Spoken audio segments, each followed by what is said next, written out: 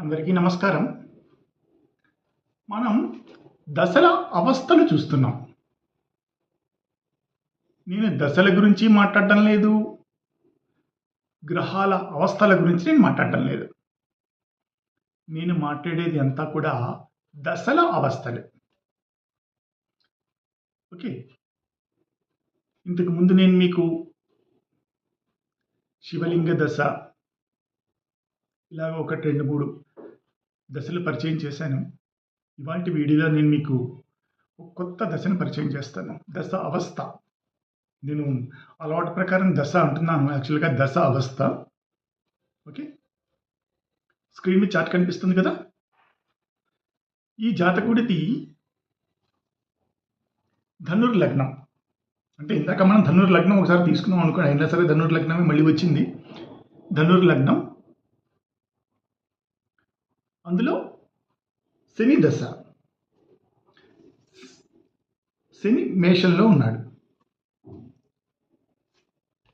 మీరు మేషం నుంచి ధనుర్లగ్నానికి లెక్క పెడితే కనుక, ధనుర్రాశికి కనుక లెక్క పెడితే 9.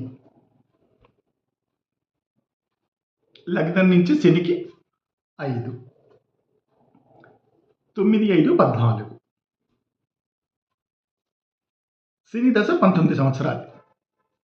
19కి రెట్టింపు 38. 812. 2 కలిపితే దాన్ని గుణిస్తే నాకు వచ్చింది 812.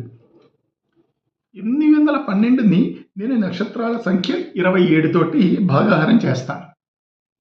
ఈ భాగాహారం చేస్తే నాకు అక్కర్లేనిది భాగఫలం. నాకు భాగఫలంతో ఎలాంటి పని లేదు. నేను ఫోకస్ పెట్టవలసిందంతా కూడా శేషం మీద. శేషం మీద దృష్టి పెడితే నాకు వచ్చిన శేషం 2. ఈ అవస్థని వస్త్రధారణ అవస్థ అంటారు. వస్త్రధారణ అవస్థ. ఈ గ్రహం ఇలాంటి అవస్థలో కనుక ఉంటే సాధారణంగా ఏం జరుగుతూ ఉంటుంది అంటే, ఏదైనా రోగాల బారిన కనుక అనుకోనికుండా ఏదైనా రోగాల బారిన కనుక పడితే కనుక తొందరగా రికవరీ రావటం, సమాజంలో పేరు ప్రతిష్టలు,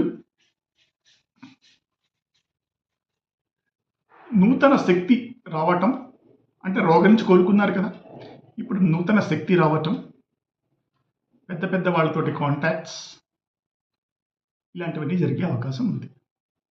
ఏమన్నా ఉంటే ఫోన్ చేయండి.